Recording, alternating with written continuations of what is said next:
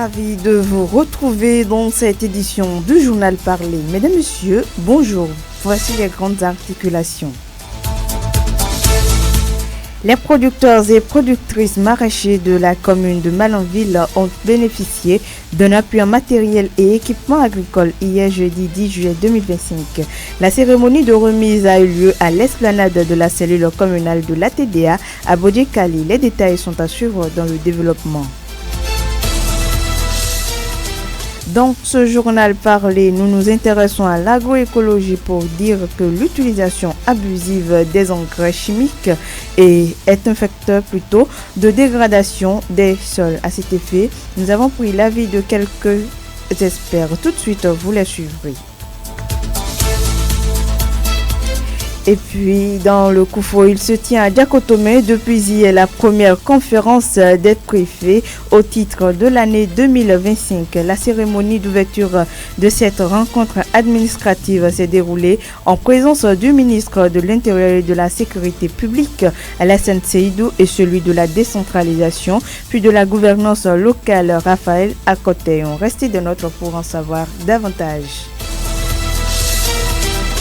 À toutes ces informations viendront s'ajouter d'autres sans occulter la page sport qui sera présentée par Bruno Gakli, la revue de presse de Lukman Rourtjeou ainsi que la chronique en fin d'édition. Merci de vous installer confortablement. Sota Midi Magazine, le point de l'actualité de la journée sur ta radio. Sota FM, c'est maintenant et tout de suite. De nouveau, bienvenue à chacun et à tous. Les producteurs et productrices maraîchers de la commune de Malanville ont reçu un important appui matériel ce jeudi 10 juillet 2025. Et c'est l'esplanade de la cellule communale de l'ATDA à Bodjekali qui a servi de cadre à cette cérémonie de remise d'une valeur globale estimée à environ 112 millions de francs CFA. Le don est composé de brouettes, roues, bottes, pulvérisateurs, râteaux et bien d'autres équipements agricoles. C'est une initiative du projet PADMA en soutien aux efforts des maraîchers de la commune de Malanville, histoire de leur permettre d'améliorer la productivité. Tossou Hervé Ayanou, facilitateur du projet PADMA, apporte plus de précisions sur l'importance de ce geste. On l'écoute. Nous parlons d'une stratégie de passation de marché par les communautés. Donc c'est ce que nous avons expérimenté avec 7 coopératives de la commune de Malanville. Nous avons fait le même travail aussi avec les coopératives maraîchères de la commune de Karimama. 5 de Karimama et 7 de Malanville, donc 12 au total, et sinon même 6 autres dans la commune de Kandi, ce qui faisait 18 au total. Donc ce que nous sommes en train de partager ici, c'est les mêmes choses que nous sommes en train de partager au niveau de chaque coopérative. Donc quand je disais 18, ça fait 18 fois le même nombre de matériel que nous sommes en train de mettre en place pour une valeur de près de 4 millions par coopérative, donc soit près de 72 millions au total pour toutes les coopératives. D'abord, ce que nous voulons, c'est que ces trucs-là soient utilisés à bon escient pour qu'on puisse constater leur durabilité. C'est des acquisitions de 2024. Donc, le processus est en cours pour faire plus et de grandes quantités, de grands nombres pour 2025. Vous voyez, donc il faut qu'ils puissent vraiment bien les utiliser pour que les autres puissent voir et savoir que le maraîchage a toujours nourri effectivement son homme et dès que les autres vont venir, ça va s'ajouter. Il ne faut pas que ça soit gâté ou bien que ça soit utilisé n'importe comment.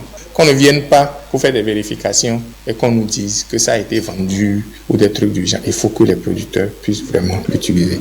C'est pour leur bien. Et c'est pour ça que le PADMA associe le producteur lui-même depuis le début du processus, la validation de la spécification technique de ce que nous voulons acheter. À l'issue de cette cérémonie, ces bénéficiaires disent être fiers du geste du projet PADMA et pensent mieux faire tout en saluant l'initiative. Suivez-les. Soumana Hassan, président de l'UCSM de Malanville. On est arrivé par rapport aux matériels que PADMA nous a subventionnés. on a reçu plusieurs matériels, à savoir boue, pulvérisateur, pelle, râteau, bottes, des caisses. Là, on met les tomates si on a récolté. Il y a les bourrettes, il y a plusieurs matériels. Coopérative Sorobado. Dans notre coopérative, nous faisons le maraîchage. Au moins 2 hectares comme ça. Vraiment, nous remercions le projet PADMA. Il nous a amené plusieurs matériels pour toujours accroître nos productions. Il nous a amené la roue, la rosoir, brouette, et le pulvérisateur, décamètre, les bottes, la roue. Nous sommes très contents du projet PADMA qui ne cesse de nous accompagner dans nos activités. Nous les demandons de nous accompagner toujours dans le cadre du maraîchage. Coopérative Fababori de Guinée. On a reçu notre part déjà. Si on arrive à la maison maintenant, je vais voir avec mes membres pour travailler dans notre site. On fait gombo, piment et ça sort beaucoup. Je suis très contente parce que ce que PADMA nous a fait aujourd'hui là, on n'a jamais eu ça. Abdoulaye Sebou, coopérative Bon Canot de Malanville. Nous sommes enjoyés parce qu'on a bénéficié des matériels de PADMA pour la culture maraîchère. Nous sommes en agriculture à présent. L'utilisation abusive des engrais chimiques devient un facteur majeur de la dégradation des sols. Le constat se fait dans certaines zones de la commune de Malanville où les rendements agricoles ne sont pas progressés. Pour corriger le loti, l'agroécologie est vue comme la solution durable pour lutter contre la dégradation des sols à Malanville. Que comprendre de l'agroécologie? Nous avons posé la question à Madame Oliviane Elegbe, la chef d'unité régionale de l'agroécologie de la Liborie. Extrait de ses propos. Nous sommes à une étape où les terres sont vraiment pauvres. Nous avons besoin de rehausser le niveau de fertilité du sol et l'une des pratiques phares qu'on utilise, c'est l'utilisation des semences de plantes fertilitaires. Ces semences permettent de rehausser le niveau de fertilité du sol en faisant les productions. Si nous sommes là, c'est pour déjà sensibiliser les responsables des CVPC parce que tout part de là. Si les responsables ne sont pas impliqués, les producteurs ne verront pas l'intérêt de s'y impliquer. Donc il est question de sensibiliser ces producteurs-là, ces responsables, pour qu'ils nous accompagnent déjà dans l'identification des producteurs qui ont ces gros problèmes de fertilité du sol et aussi dans la mise en place, dans la gestion des semences qu'on aura à mettre à leur disposition. Quand on parle de l'agroécologie, il y a forcément une mécanisation adaptée qui accompagne ça. Et c'est dans ce cadre, on s'est dit comment est-ce qu'on facilite la vie aux producteurs pour qu'ils puissent mieux gérer les opérations de semis, aussi bien au niveau des cultures principales qu'au niveau des plantes fertilitaires. Les représentants des coopératives sont venus pour pouvoir écouter ces responsables une fois qu'ils seront rentrés dans leurs différentes coopératives, dans les villages, à pouvoir sensibiliser les producteurs, à les mettre au courant des avantages de ces pratiques qu'on est en train de leur proposer pour que d'ici là, on reste toujours les premiers en termes de production de coton et même pour les autres cultures qu'on puisse améliorer la production, le rendement et forcément le revenu des produits. Grâce à l'usage des plantes fertilitaires, les rendements en termes de production du coton et de maïs ont connu plutôt un changement dans certaines zones de la commune, selon Bio Oruzime, un technicien spécialisé en agroécologie. Il lance un appel à l'endroit de tous les producteurs agricoles de la commune de Malanville. On l'écoute. C'est le moment pour moi d'inviter tous les producteurs de la commune de Malanville de rejoindre l'agroécologie parce que c'est l'agriculture de demain et nos sols ne sont pas élastiques, ça ne grandit pas. Et on a l'obligation de veiller à l'amélioration de leur fertilité et à réduire leur dégradation. Donc nous sommes en train d'aller à une échelle plus grande. Donc c'est pour cela qu'on a décidé d'échanger avec les MAMCA pour voir quelles sont les actions à mener afin que les producteurs de leur coopérative puissent aussi rejoindre le mouvement afin que la dégradation de nos sols et la perte des fertilités soient conjuguées au passé. Lorsque nous prenons d'abord l'adoption de la gestion intégrée de la fertilité des sols, notamment par l'utilisation des plantes fertilitaires, à Boyfort, nous enregistrons chaque année une meilleure production en termes de semences de plantes fertilitaires qui sont distribuées gratuitement aux producteurs qui n'en avaient pas eu. En termes de performance des autres cultures installées sur les pratiques, sur les parcelles ayant abrité ces pratiques, les producteurs déjà ont commencé par faire des témoignages sur l'amélioration de leur production, surtout du coton et du maïs. Nous sommes dans le Koufo. Cette fois-ci, les préfets des départements du Bénin ont démarré depuis hier jeudi 10 juillet 2025 leur première conférence de l'année 2025. Les travaux plutôt placés sous la houlette du ministre de l'Intérieur et de la Sécurité publique Alassane Seydou et de son collègue de la décentralisation puis de la gouvernance locale Raphaël Akoteon se tiennent à Diakotomé avec la participation effective des préfets. Dans sa prise de parole, le maire de Diakotomé a souhaité la bienvenue à tous les participants venus pour cette conférence. Ulrich Sokegbe. C'est avec une joie sincère et un profond sentiment de reconnaissance qu'au nom du conseil communal de Diakotomé, je vous souhaite la bienvenue à la première conférence des préfets au titre de l'année 2025. Le choix porté sur notre commune pour accueillir cette importante rencontre administrative est à la fois un honneur et une marque de confiance de l'État central envers les collectivités territoriales décentralisées. Je tiens à remercier très chaleureusement le gouvernement à travers le ministère de la décentralisation et de la gouvernance locale pour cette initiative. Cette conférence, qui réunit les préfets venus des 12 départements de notre pays, constitue un moment stratégique de réflexion, de partage d'expériences et de renforcement des actions préfectorales dans la dynamique de la gouvernance locale, de la sécurité et du développement à la base. Ici, à Diakotomé, nous mesurons l'importance de cette activité et c'est pourquoi, tout en vous souhaitant un agréable séjour, nous espérons que la quiétude de notre cité, l'hospitalité de sa population et la disponibilité de son administration contribueront à la réussite de vos travaux. Permettez-moi de réaffirmer l'engagement de notre commune à soutenir à son niveau toute initiative allant dans le sens du renforcement de l'autorité de l'État et de l'amélioration continue de la gouvernance territoriale. La conférence des préfets est un cadre de grande portée pour harmoniser les pratiques administratives et impulser des réponses adaptées aux préoccupations de nos populations. À sa suite, le préfet du Koufo s'est aussi réjoui du choix porté sur son département tout en saluant les efforts du gouvernement béninois. On écoute Christophe Megbedi, préfet du Koufo.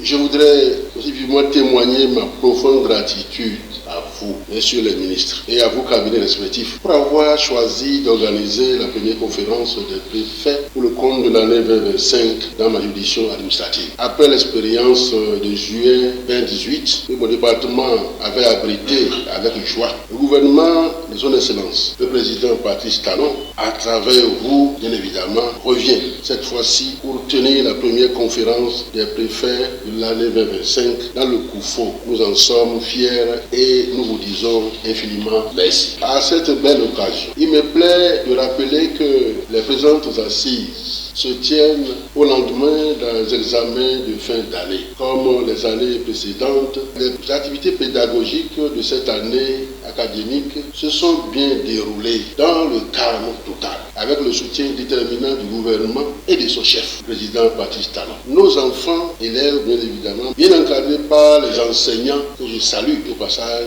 viennent d'avoir les résultats des examens du CEP, du BPC et, je vais dire partiellement, du baccalauréat 2025, avec un fort taux de réussite à tous les niveaux. Il est aussi utile de souligner que la présente conférence des préfets a lieu au lendemain du championnat national scolaire qui s'est déroulé dans le département du Koufo. Le championnat national scolaire, la conférence des préfets et les différents projets et programmes du gouvernement mettent les projecteurs sur notre département, comme c'est le cas dans les 11 autres départements du Bénin. Tous ces efforts traduisent la volonté du chef de l'État d'être proche des populations à la base. Avec le président Patrice Talon et son gouvernement, nos aspirations profondes sont bel et bien prises en compte de façon progressive et déterminante. De son côté, le ministre de l'Intérieur et de la Sécurité publique a situé le contexte dans lequel se déroule cette première conférence des préfets de 2025.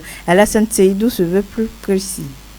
Je voudrais tout particulièrement saluer votre présence massive en ces lieux qui témoigne de votre attachement aux idéaux de paix, de sécurité et de développement que ne cesse de promouvoir le gouvernement du président Patrice Talon depuis 2016 à travers la mise en œuvre de son ambitieux programme d'action dont les résultats sont de plus en plus palpables dans nos villes et campagnes. La présente conférence s'ouvre dans un contexte sécuritaire préoccupant aussi bien au plan mondial que sous-régional et national. Elle nous permettra de passer en revue les problèmes qui se posent dans la gouvernance de vos territoires respectifs et envisager les solutions les plus adaptées. Le contexte sécuritaire mondial est marqué par la poursuite de la guerre russo-ukrainienne, la guerre entre l'Iran et l'Israël sur fond de démantèlement du programme nucléaire iranien et la poursuite des bombardements israéliens dans la bande de Gaza. Mais c'est également la volonté de perpétuation de l'unipolarité et la guerre commerciale dans le monde. Ces rivalités géopolitiques et géostratégiques majeures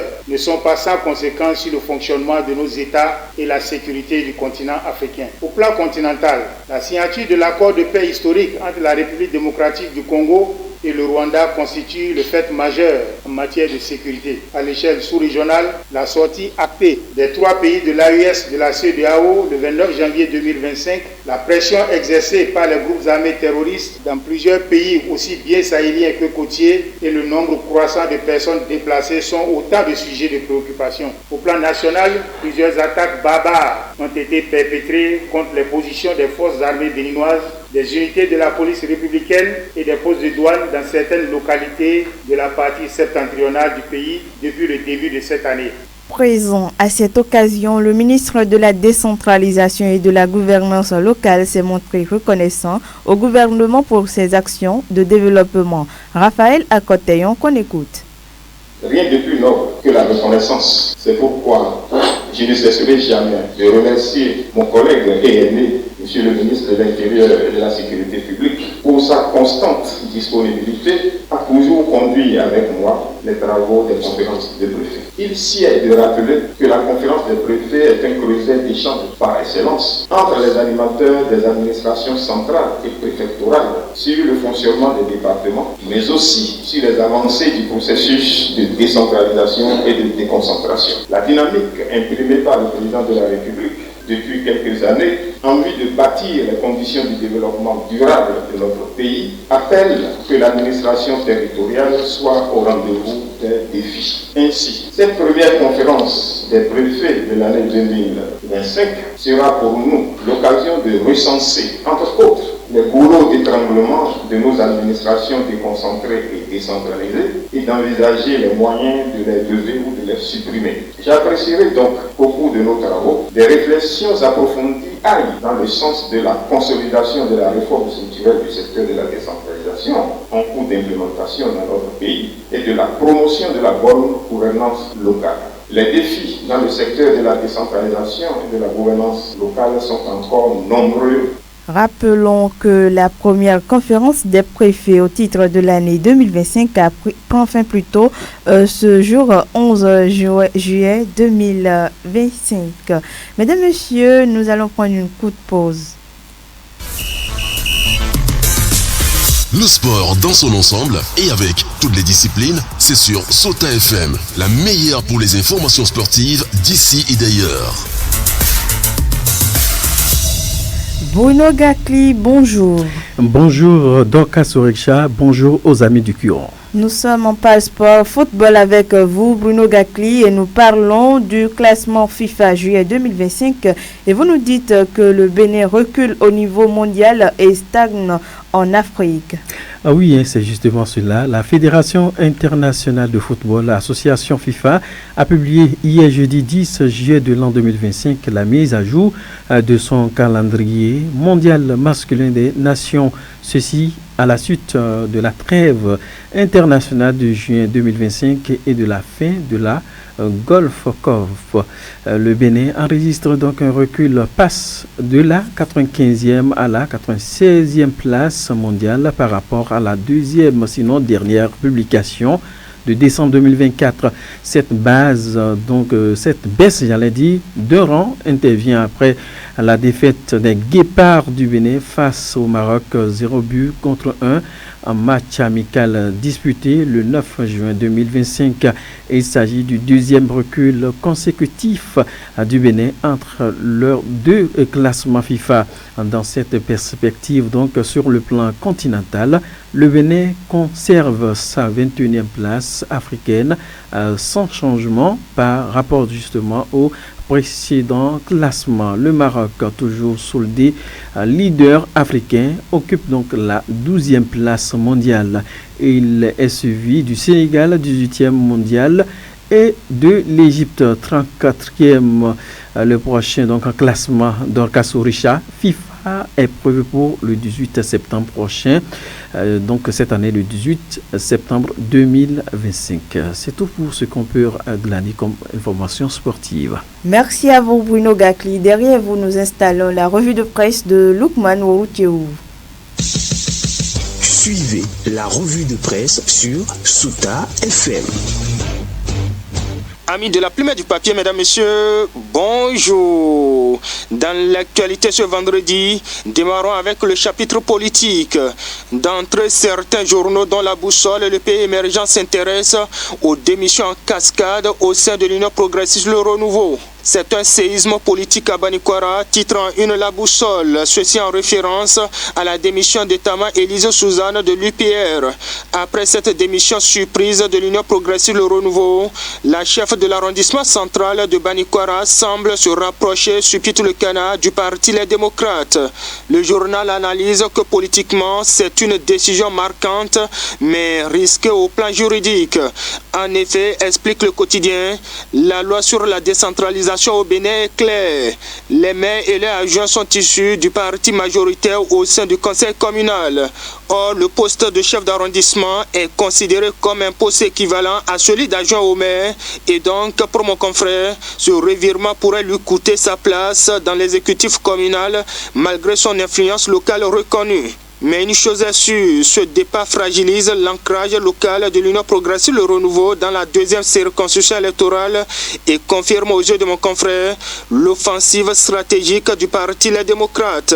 Suzanne Élise Tama claque la porte à l'Union progressiste Le Renouveau, soupire le pays émergent qui estime que l'Union progressiste Le Renouveau sous maître Joseph Diagbouenou Tang. Des départs massifs sont annoncés dans la commune de Houéyogwe, informe la publication qui invite le président Patrice Talon à prendre ses responsabilités. De son côté, Matin Libre projette sur les perspectives des législatives de 2026 et voit les démocrates entre discrétion et révolution électorale. À 6 mois des législatives prévues pour le 11 janvier 2026, le parti Les Démocrates de Boniaï se prépare à relever un défi de taille. Dans un contexte politique tendu marqué par la domination du régime de Patrice Talon, le journal relève que la stratégie du parti se résume en 2 mots d'ordre, discrétion et révolution électorale. Pendant ce temps, dans le reste, à l'Assemblée nationale, le Télégramme et la Boussole informent que les députés adoptent 2 lois. D'abord, la modification de la loi organique de la Cour constitutionnelle. Le Télégramme annonce le filtrage bientôt des recours adressés à la Cour constitutionnelle. Le mécanisme de filtrage des recours a été introduit dans la loi modifiant la loi organique de la plus haute juridiction en matière constitutionnelle, fait savoir le quotidien qui souligne qu'après examen, les députés ont adopté mercredi dernier les modifications voulues par le gouvernement à travers un projet de loi qui modifie et complète la loi organique de la Cour constitutionnelle. En commentaire, la Boussole estime qu'on s'achemine vers la modernisation de la Cour constitutionnelle et du secteur associatif au Bénin. Car par ailleurs, informe le journal, mais également le Télégramme, une nouvelle loi sur les associations et fondations est votée à l'Assemblée nationale. La nouvelle loi vient remplacer la législation vieille de plus d'un siècle inspirée de la loi française de 1901. Remarque la publication qui détaille que la nouvelle loi comprend 150 articles. Elle définit les règles générales applicables aux associations et fondations. Pour mon confrère, on progresse vers l'assainissement du secteur associatif. car, explique-t-il, elle met fin à la cacophonie dans le fonctionnement des associations. Oui, s'écrit aussi le Soleil Bénin Info, on tend vers la fin du bordel dans le monde associatif au Bénin. Sans commenter ainsi dans les dernières secondes, le Soleil Bénin Info revient sur les performances des candidats aux différents examens de fin d'année et décerne un pari réussi à Patrice Talon. Des résultats records cette année, les acteurs du système éducatif s'en réjouissent, rapporte en gros titre le matinal. Le journal en publie des réactions. Quant à nous, mesdames et messieurs, on s'arrête ici dans l'espoir de nous retrouver très prochainement pour d'autres aventures. Fin de cette revue. Merci de m'avoir suivi. À très bientôt. C'était la revue de presse sur Sota FM.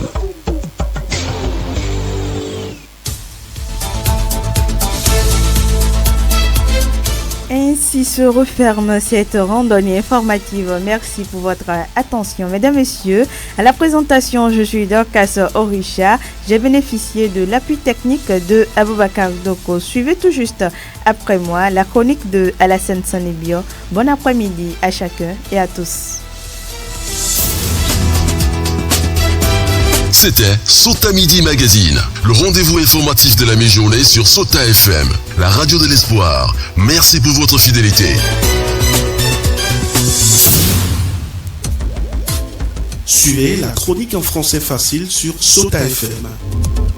La chronique en français facile sur Sota FM. Alassane Sani Bio.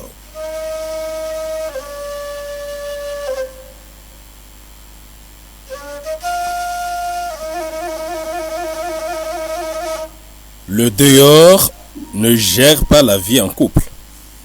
Il faut qu'on le sache pour savoir comment nous comporter. Parce que c'est ce qui s'observe malheureusement dans nos communautés. Beaucoup font recours aux avis extérieurs pour forger leur attitude au foyer. Ils n'arrivent jamais à se faire confiance pour reprendre les taureaux par les cornes et échanger avec leur partenaire en cas de malcompréhension.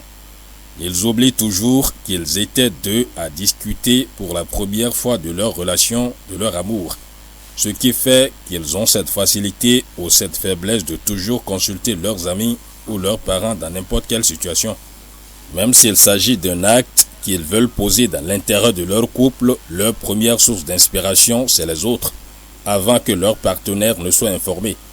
Ce sont des comportements qui s'observent autant chez l'homme que chez la femme. Oubliant que la solution n'est jamais ailleurs, oubliant que chacun a son problème et que chaque couple a ses réalités. Et donc, les problèmes ne peuvent pas avoir les mêmes voies de résolution. Si, en allant chez l'autre, vous pensez que la manière dont il a réglé son différend avec son ou sa partenaire peut marcher avec votre couple, c'est faux. Autant que nous sommes, nos éducations diffèrent. Et on est censé mieux connaître celle ou celui avec qui on vit. Donc, les armes pour trouver une solution à cette difficulté sont avec soi. Inutile d'aller exposer ses intimités dehors. Ceux à qui vous exposez vos problèmes, seul Dieu sait s'ils veulent réellement le bonheur de votre couple. Et c'est même rare aujourd'hui que les gens aient l'envie de bien orienter les autres. Parce que nous sommes dans un monde de plus en plus dégradé et dénudé de bon sens. Donc, vos recours dehors compliquent davantage votre vie de couple au lieu de l'améliorer. Surtout quand il s'agit des conseils qu'on prend auprès des amis. Dans un numéro précédent, nous avions fait part de ce qu'est devenu l'amitié aujourd'hui. Si c'est de votre ami, vous espérez des conseils pour régler et mieux gérer votre couple, vous êtes passé à côté. Pareil pour les membres de vos familles. Ce n'est pas eux tous qui veulent de votre bonheur. À la rigueur, on peut recourir à ses parents biologiques, parce qu'ils sont les seuls à mieux vous connaître, parce qu'ils savent le type d'éducation qu'ils vous ont donné. Encore que ce n'est même pas bon de tout le temps aller leur exposer votre vie de couple et leur parler de moindres mouvements. Non, quand vous les quittiez, c'était pour vous mettre avec une autre personne à vie.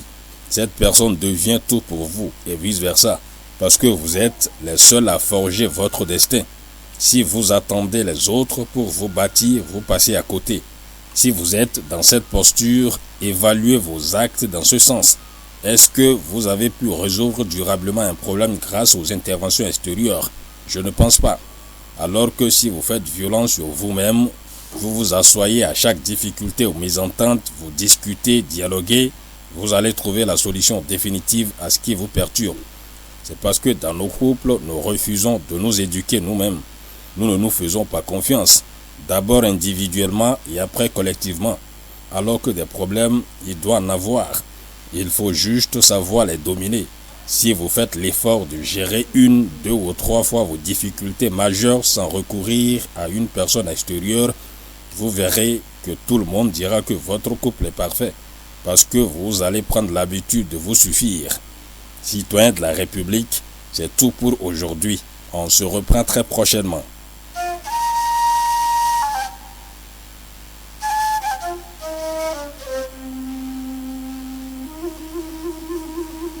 C'était la chronique en français facile sur Sota FM.